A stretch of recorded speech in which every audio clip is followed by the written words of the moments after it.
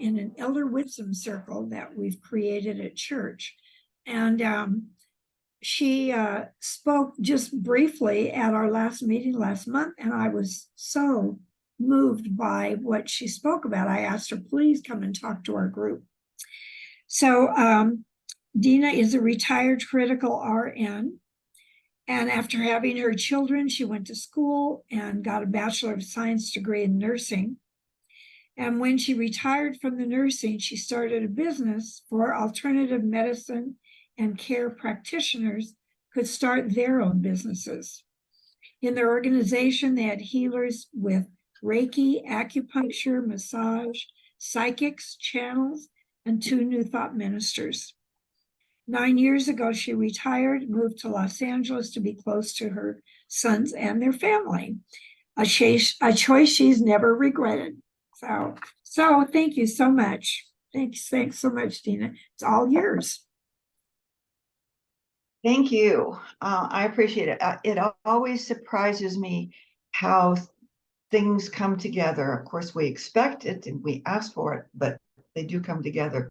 With, the majority of your shares today, it was about release and choices. And that's exactly what my talk was about.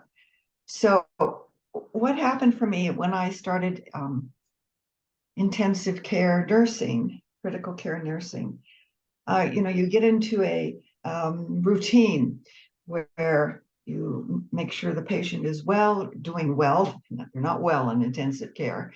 And but then you find too that the other part of your work is the emotional component, that you have to support them emotionally as well as physically. And this, I had several instances which I want to share with you that really got me going on my spiritual path, and what it meant for people to make choices and to release, and if that is one of their choices. The first one I want to talk about was a very self-destructive man, and he would come into the ICU every 5 to 6 months, and he would be completely inebriated, passed out. Somebody would pick him up off the street. He would be bleeding, and he'd come in, and he'd have esophageal varices, which means he's bleeding from his esophagus and everywhere else. And so our job was to get the blood transfusions going and take care of him so that we could move him out onto the floor in pretty good shape. He was always a challenge because as we stopped the bleeding and replaced his blood, he started to come around, and then he would be agitated. And one time he even broke one of the nurses' noses.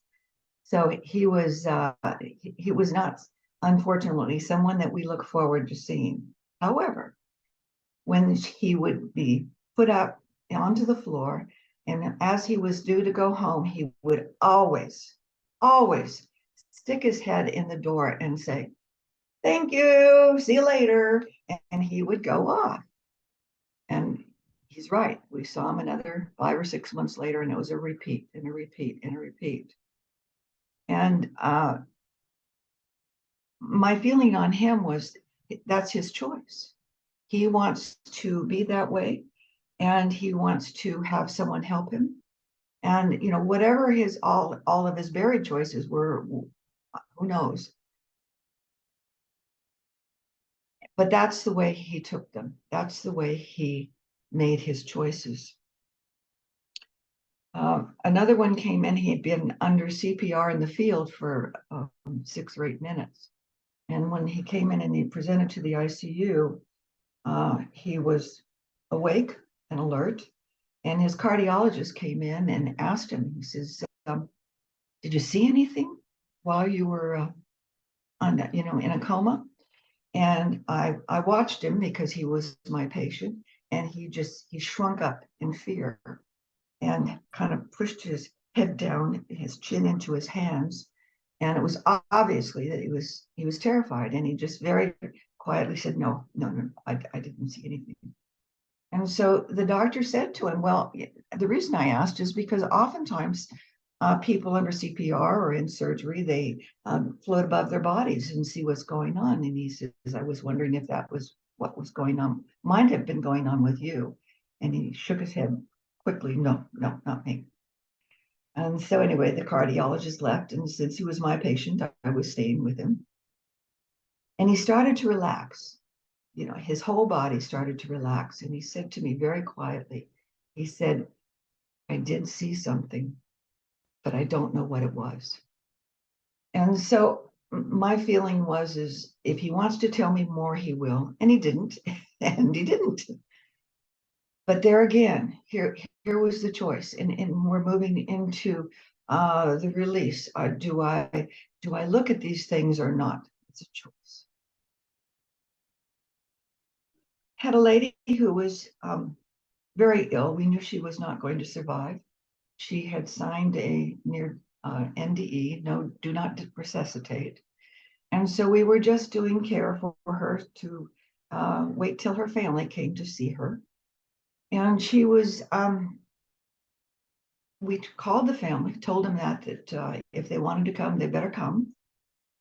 And so we told her, I went in to tell her that I'd called the family and she had slipped into a coma. But I told her anyway, I said, your son who's coming from back east is getting on a plane and he said he'll be here just as soon as he can. And of course, she made no sign that she heard me or anything. So about, I don't know, 6-8 hours later, we were on 12-hour shifts then. 6-8 hours later, he came and we said, well, I'll go check, but she's just barely hanging on. And he went in and he spent probably about 30 minutes with her and talked to her. And then he came out and said, I'm going to go get a cup of coffee. I'll be right back. And we said, fine. Told him where he could go. And while he was gone, maybe after 5 minutes, she passed. And it was so obvious to all of us that she waited for him to come and then again for him to leave the room before she passed. And then there was Daisy. Daisy was a very courageous woman. She came in, she was probably close to 80 or 80, just about. She had severe lung disease, and she'd gotten to the point where she could not survive without being on a ventilator. And her family had been in to see her, and she was obviously agitated when her family left. And I went in to check her and so on, and said, asked her if she was okay. And she wrote me a note and she said, I want to be taken off the ventilator. And I said, well, that's probably not a great idea. And she said, she was insistent. And she said, and don't call my family. She said, they don't want me to go. And so I called the doctor. The doctor came in and he gave her all the physical and, medical things that would go on with her, that she was probably not going to survive. But if she went off the ventilator and she didn't feel good about it, that we would put her back on immediately. And so she agreed to that. So we called in respiratory therapy and they started to take her off the ventilator, and she grabbed my hand and I just held it. There wasn't much else I could do but hold her hand. And they took her off the ventilator and she felt calm, relaxed. And she said, she didn't say anything, but as it went on, what happens with the physical body is you start to want air and it's not coming because her lungs were so deteriorated. So what happens is the body gets very agitated. And so she grabbed onto my hand even stronger.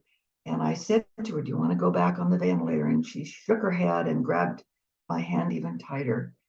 And then it wasn't very long, a couple of minutes, and the agitation started to slow. And she came very peaceful. It still touches me. she became very peaceful, and she looked at me with absolute glowing in her eyes. And she closed her eyes and she passed.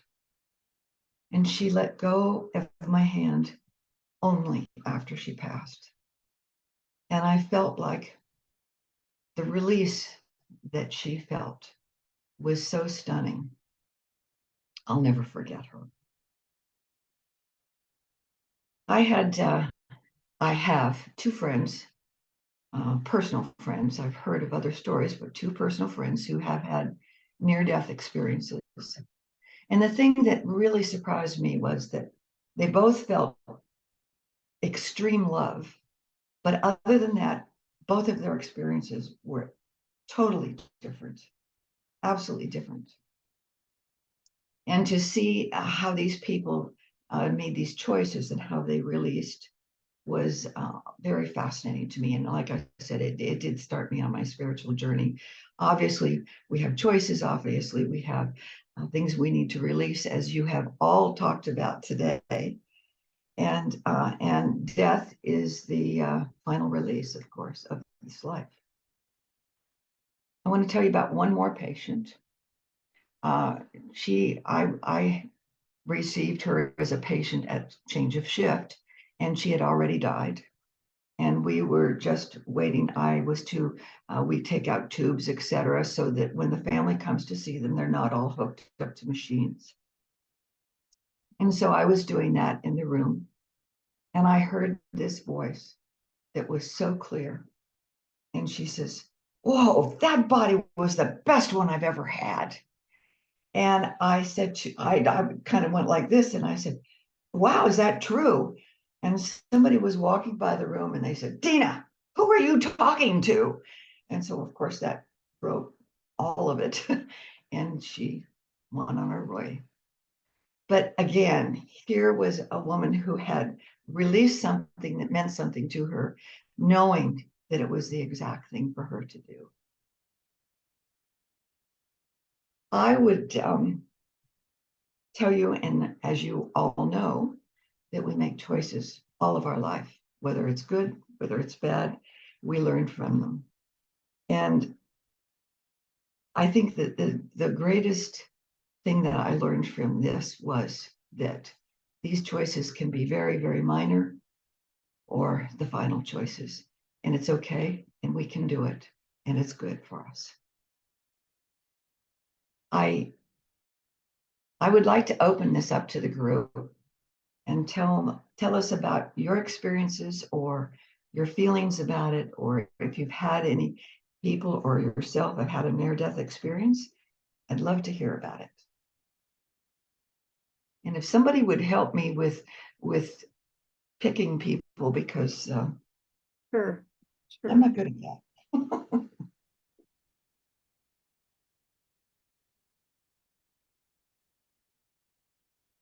Patricia. I had a similar experience as one of these samples you gave us with my mother. My sister called me that my mother, who was diagnosed with cancer, when my mother found out she had cancer, she had a heart attack. So she was revived, but she was in a coma. So when my sister called me, I took the first plane to Argentina, where I'm from. And from the airport, I went straight to the hospital, to intensive care, where she was. And they only let you in for 15 minutes in intensive care. And I had a conversation with her only from my side, and knowing that she could hear me. The next day, I went in, and my aunt was in the hospital, and she said, "Go first." And I said, "Yes." And so I went, and I told my mother everything I needed her to know, and how much I loved her. And I said goodbye, because I could feel it was that day. And the minute I went out and my aunt went in, my aunt found her dead. already. So we all felt that she was waiting for me to say goodbye. Thank you. I think the other thing is too is that you're sharing about your father and how he at a young age knew he was passing and wrote for you. That was very nice, very touching. Thank you. And Diana? can Oh, I I'm say sorry, something? Patricia, I didn't mean to interrupt. No, you didn't see me. The curious thing is that my dad wrote in English, which I thought it was very strange, but he made that effort. I, I appreciated that, how he made it more challenging. But thank you. I was present with both of my husbands when they passed, as everybody knows. And I'm remembering Dr. Peggy Bassett visiting with me just before Paul passed. And she said, Diana, he's waiting for you to tell him it's okay to leave. And that was, I'm saying this because of what I just heard. And I do think that's a very important thing. And so I was there by the bed and telling him how wonderful he'd been and how much I loved him. And, you know, I really felt like, and I said, it's okay, it's safe for you to go. And then I really got the sense that he didn't want me to watch that. So I sat down in a chair, and it was only about 30 minutes later that I realized that I wasn't hearing the breathing anymore. But something really interesting really happened. And I think something you said triggered this as well. And that was that I have a niece who is, I've never been close to. Her mother does not believe in all my woo-woo stuff and about my husband still being present and all that. So, and we don't live near each other, but she had a near-death experience. And shortly after that, she had tremendous awareness of people from the other side contacting her. She became a medium. She studied for years with the top mediums in the world and reached out to me. And it's astonishing what she tells me about my mother, who shows up all the time with all of the different mediums there. My mother's being quite vocal, which she wasn't in her own life. But I just wondered if you have any stories about that kind of thing, about a new awareness from a near-death experience.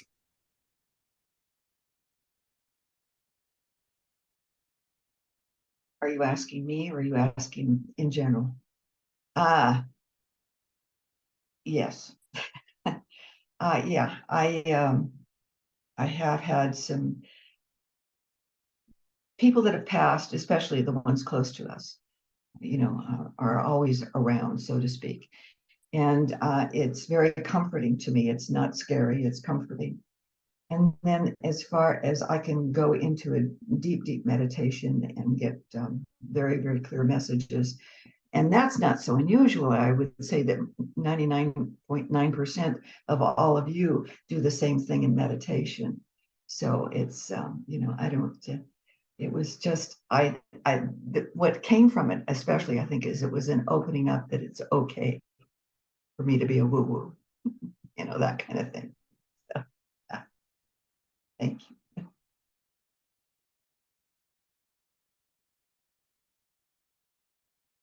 Thomas? Thank you.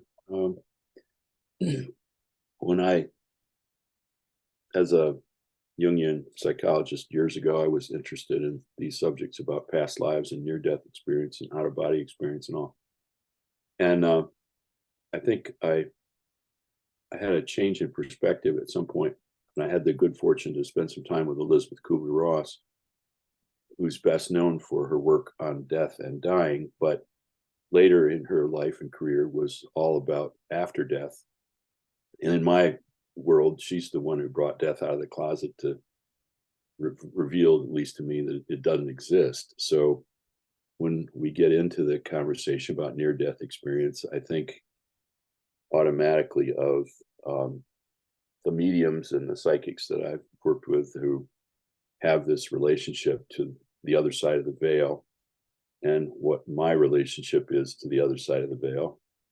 And it seems to me that we're all walking around in a near-death experience at some level, because it doesn't really exist. And well, you know what I mean, the woo-woo rap on this. And Whitney had to check out, but before she did, she texted me and said she found this very comforting. And I agree with her. I do think it's very comforting to be at peace with the veil. I'll just say it that way. So thank you for doing this, Dan. You're welcome. I also had a friend who had a parallel life that she was aware of, and that was fascinating. And even though I have lots of beliefs about this, that one was a little bit harder for me to take. And yet I think it was very true. She saw herself in a completely different world, and she knew it was her, and she looked like her, and so on. So it's fascinating stuff. Thank you for sharing. Martha's waving her hand. I had a question for you. My friend was a death doula for a few years, and she said it with all of her clients, they talked to her about seeing different loved ones, who had already gone, their mother or their father. Oh, my mom was just here. And I wondered if that was also your experience. No, I've not had that experience, but it sure makes sense to me. It's like we get one more sense out of the way and you can see other things. Yeah, it's true.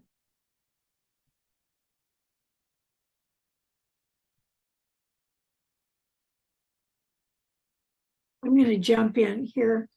I had a really lovely experience with my aunt. She was near the end of her life, and I went to see her. She was in a coma, but I just felt like she was still present, and went around in back of her, the bed, and I was leaning with my head next to hers, and I saw a vision of in front of huge grassy hills and valleys. And up at the top of one of them was a white frame house, a big white frame house. And it was like, as it seemed like she and I, like we got closer, we looked in the window and they were having a big celebration. And it was a birthday party. And I said, "Oh, Barbara, they're welcoming you. It's your birthday over there." And it was so powerful for me at the time. And, she passed away, an hour or so later. So it was really very moving for me. Probably for her too. I think so. I think we went and looked in that window. Yeah. I guess I wanted to share two situations briefly with David when he had a surgery, when he had a stroke, and I wasn't sure if he was going to live or not. And I just, but he did. And I asked him later on, I said, "Did anything happen to you? Did you see something?" He said he saw a bunch of light and he was talking to these beings, and he had a choice whether he wanted to come back or not. And he decided he wanted to come back and be here and do more work. And so he lived another like 7 years, 8 years. Then when it was time for him to transcend, to leave, I saw, and he knew he was going to be transcending and leaving. He chose to not be on pain medication, though he had that opportunity if he wanted to at that time. He took some the day before, but he didn't want it. It's a rainy day, and when I was putting my hands on him and supporting him with his process, he was breathing smoothly. All the things were off. The machines were out of. They just saw it in the hallway. But what I wanted to say is, I saw, and I was talking to him while it was happening, because we had a discussion about this for days that he was going to be going. I saw different beings greeting him different in different doorways as he went. Each time he went, it was like different stairwells that he was going to. Different beings were greeting him, and they were welcoming him. They had robes on, different kinds of things. They were welcoming him. And each time that happened, I'd say, "Do you see that?" And as his body began to shut down, but it was shutting down. And he had several, it's like stairwells of places he went to, portals, and he had smiles on his face. It was all lit up. There was all this welcoming that was happening that I saw, and he was agreeing to it. And finally, he went up to these stairwells of different portals and light. And on a rainy day, as the in the hospital, he left with transcended with a smile on his face, and the rain stopped. The light was all in the room, and I said, "Well, okay, that's how he chose to leave." And and it was beautiful because he was being so welcomed, and he saw it and was happy. His eyes were all lit up and smiling. So that's my share. Thank you. Wow. Lovita.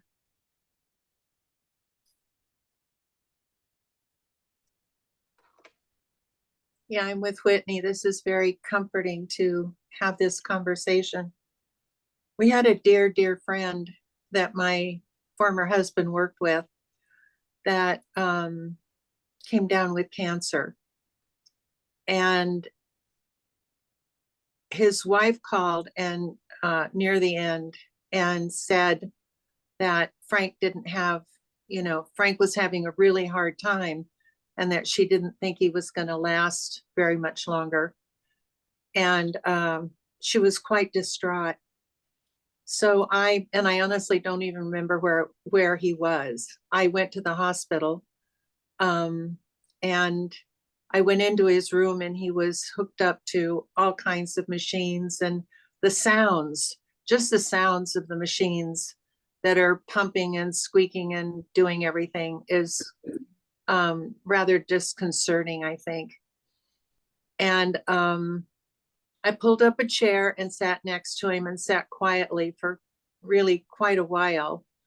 And the head nurse came in and said, "We have to limit time because he gets so agitated, and nothing that we're able to give him helps calm him down." And so I thanked him for the information, and, reinforced I would be respectful of that. So I reached over and I got a hold of his hand, and I sat there, and I didn't know what to do.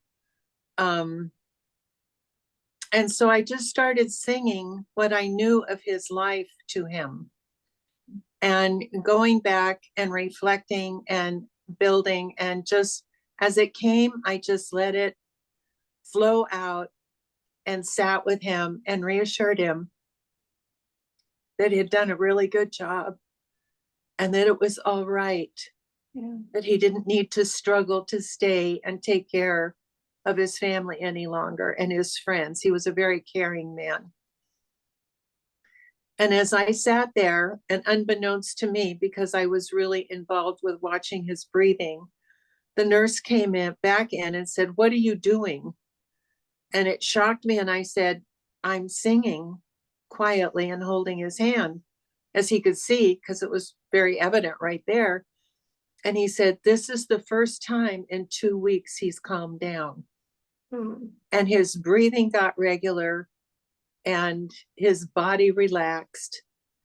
And sometimes we just need, permission that it's all right to leave.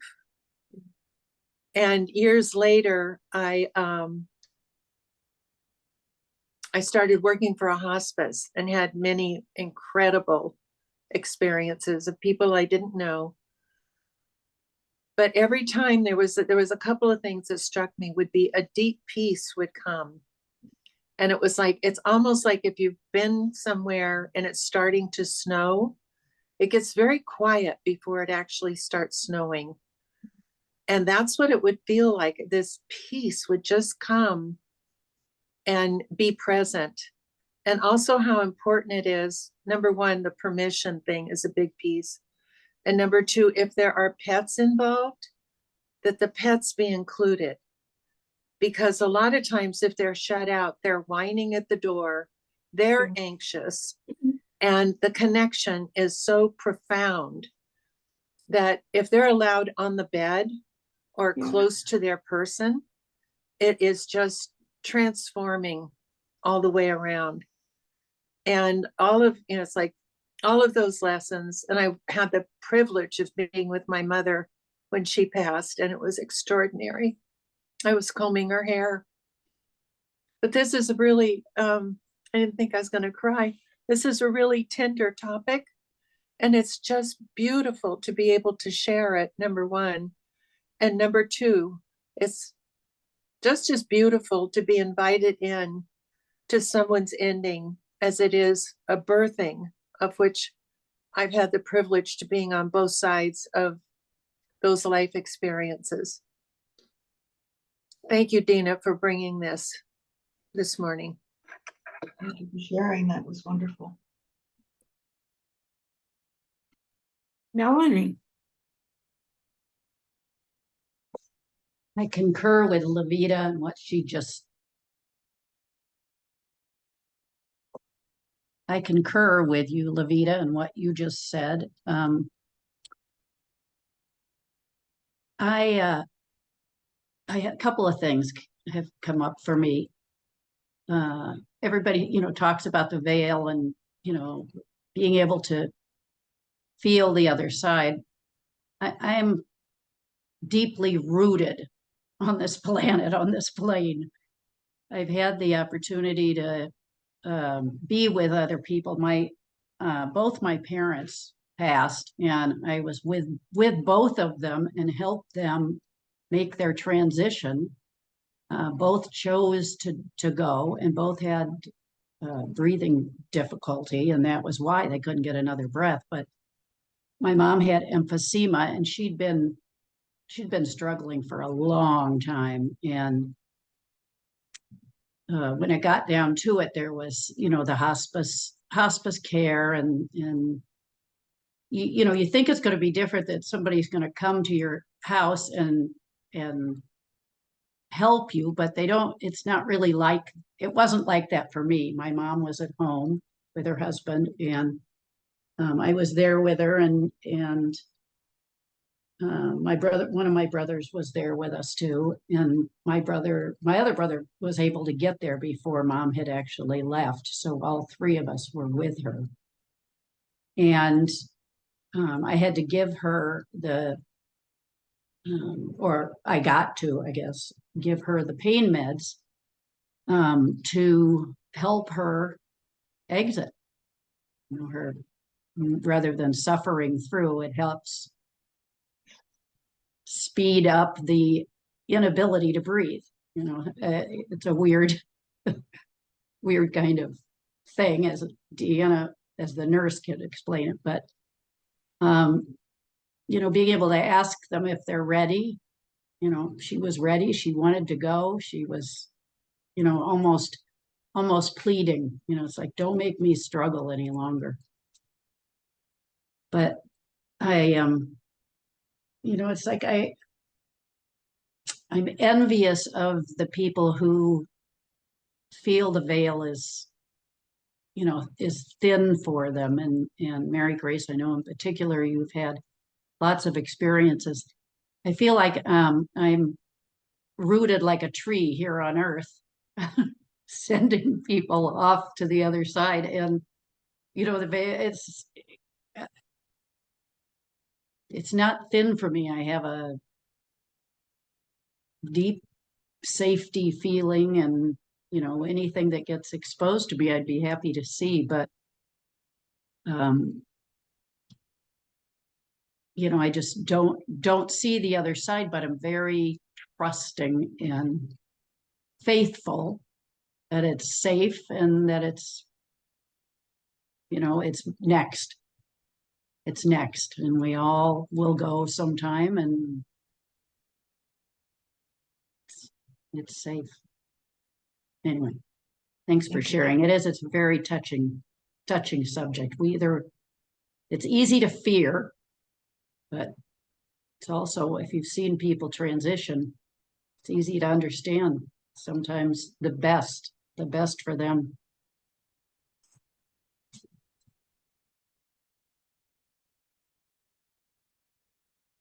Ma'am?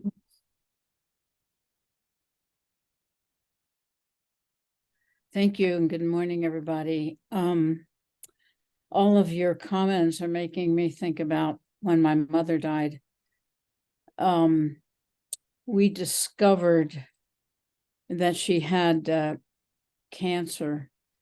And so my friend and my sister-in-law and I went to see her.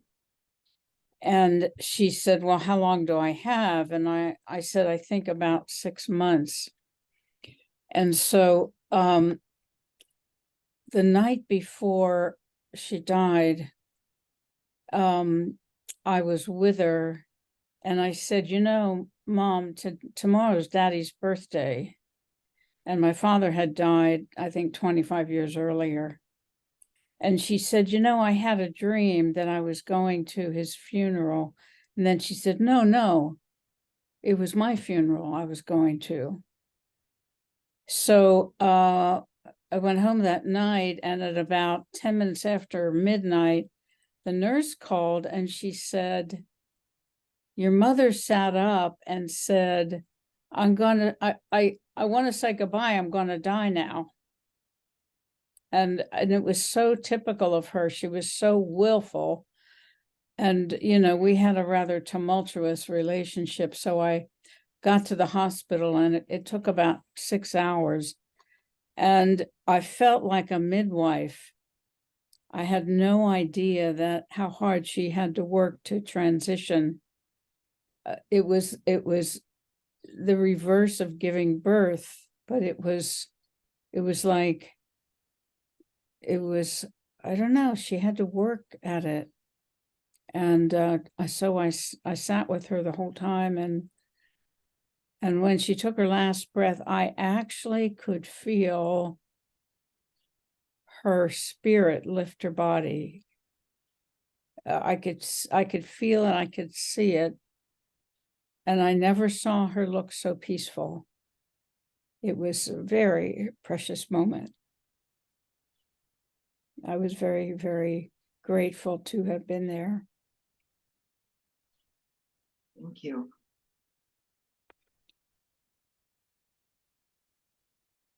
Paul or Bonnie? And then Linda.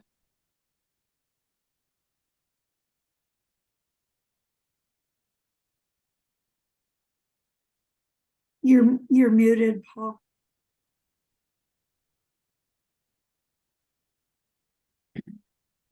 So I've had a few experiences like this, and after my mother's death, about 2 weeks, I woke up and she was standing at the foot of my bed, and she was assuring me that she was okay, that things are great, not to worry about her, which is pretty typical of my mother.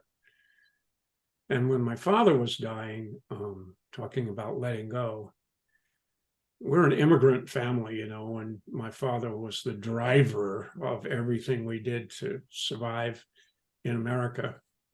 And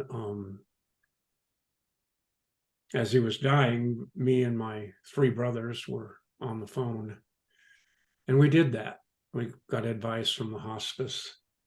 We gave him permission to leave and acknowledged him for all the good he's done and how he helped us and helped us grow and be strong.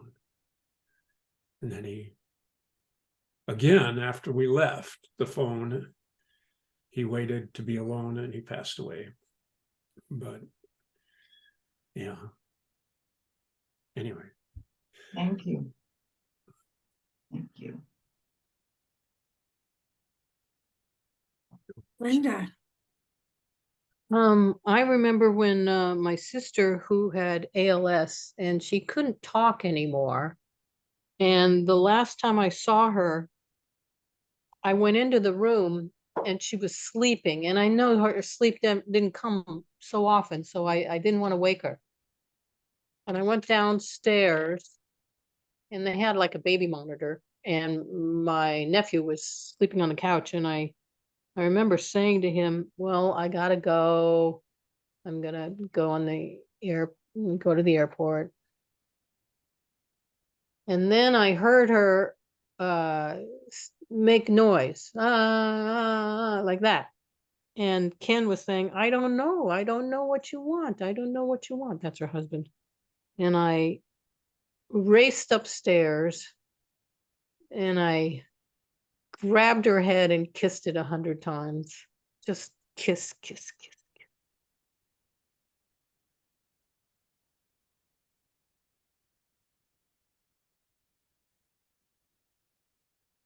That was the last time I saw her. Beautiful.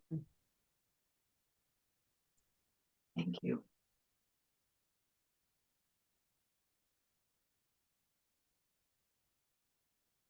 Bonnie Janowski. I had several experiences a number of years ago. Let's see, 2007. A friend of mine told me how she was in a room with a musician we knew who lived to 102, and she saw her spirit leave. But before that, when my mom's mom passed away in 1976, my mother's brother was with her, and that she was at home, and my uncle saw that she had a smile on her face, and he asked if she needed anything or hungry or something, and she said she was fine, and then passed away. But I know that I mean, my father got the last word. When my mom passed away, she was only ill a few weeks and had ovarian cancer, and the nurse called, said she was leaving, and anyway, we got there just a few minutes too late. So when my father passed away, I stayed with him in the room all night, and I was just there, and I dozed off for a few minutes, and he got the last word. He passed away then. But a bunch of things that happened, I'll just mention two very short. When I was 29, I moved into my first apartment, and my next door neighbor was 69, and we became very, very good friends. And his wife was ill, and she went into a rehabilitation place and lived the rest of her life there. But I had two interesting experiences. That I was driving home, and I was like 6 blocks. Made a left turn off of Fairfax onto Rosewood, and drove to Croissant. And I kept having this feeling that somebody was gonna sideswipe and come out of the, nowhere and just hit my car and off. And when I got back, my neighbor said his brother-in-law, who was very close to, was well into his 80s, but still a practicing attorney, had been hit by kids joyriding. And I mean, it had happened like that day. So that was profound. And then that same person, that a year or two after he passed away, not that long after he passed away, I went to a memorial at the same cemetery where I knew he was buried, and I asked where his grave was. And so it's interesting is as I sort of walked towards there, he was saying, "Here I am, come here I am," and I heard his voice, and there he was. I walked right to his grave. And there have been some other things, but I will share just one other, that when my mom was ill, she was only ill a few weeks of ovarian cancer, found very late. And she was born and named Sophie, and her parents decided Sylvia was a more American name.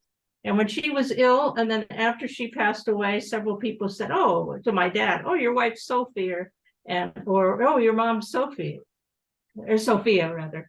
So that was interesting too, that was picked up very strongly by many people.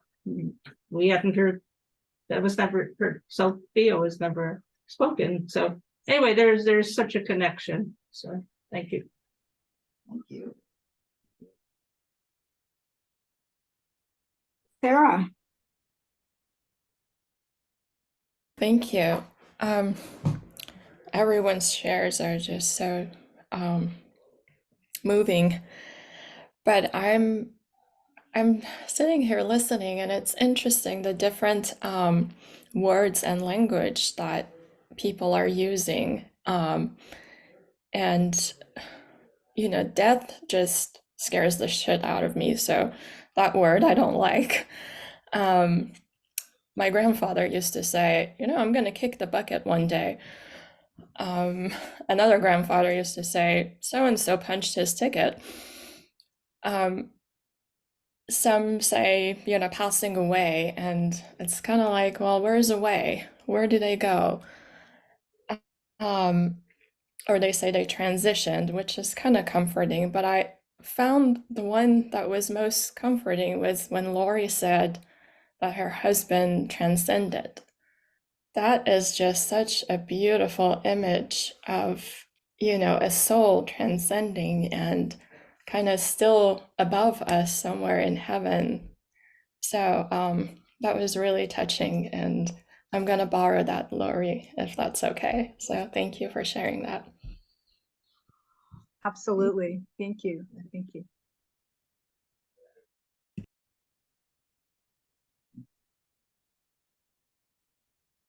Eugenia. Thank you all. Yeah, this is wonderful. The stories are amazing.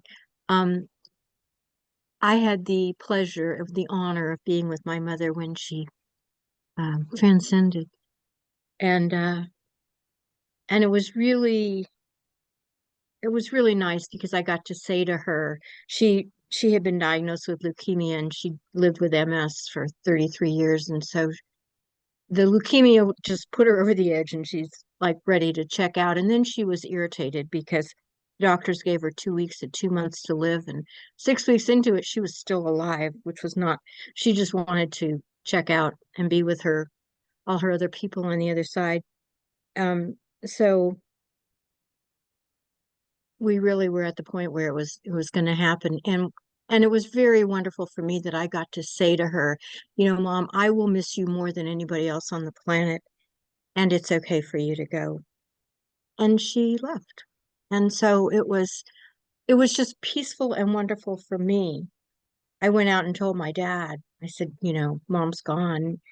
And he just came unglued. He started yelling and screaming and having a fit. It was like it was news to him. So that just sort of took away my moment of peace with her. Because then I was taking care of him because I was quite surprised at his response. But the other thing I wanted to share when Levita mentioned about pets is that when my honey was taking care of his mother, she died almost 2 years ago, and he was living in the house with her. And so he had our dog, Foxy was there. And so it was the morning that he came downstairs and his mom was basically in a coma, and he picked up Foxy and put her on his mom's lap and in the bed. And he said she smiled this big smile, and it was really, he was so grateful. That was the last time he saw her smile. She didn't open her eyes, she just smiled. And it was just peaceful for her because she was not a friendly person with people, but she liked animals. And so that really was something for her to relate to. So yeah, thank you for this opportunity. Thank you.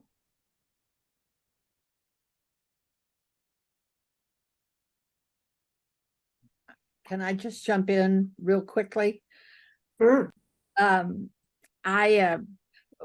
We were talking about words to use. I read something the other day and it stayed with me.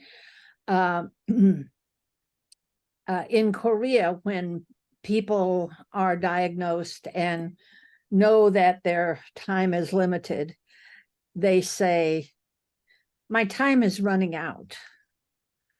And rather than, and I sat there with that a minute and I thought, what a gentle, easy way of saying, I'm going, my time is running out. And it sort of brought, like, okay, let's get on and get doing some stuff here because my time is running out. So anyway, that's all. Well, that's a perfect segue, Nita. to our time is running out here in our meeting this morning. Yes. And Deanna, I just thank you so much for this subject and for your share and your ability to get us all deep in touch with our feelings about that. Yeah. And just even though Dina's name is spelled Deana, it's pronounced Dina, which I always have to remind myself. So I'm hoping she'll join our group. So just a little heads up there. Dina, this was wonderful. Thank you so much. Well, I'd love to have another morning. I'm sure you have enough experience to share another morning with us. We'd all enjoy that or appreciate it. Yeah. Thank you so much for having me. I really appreciate it. Thank you. This was wonderful morning. Wonderful.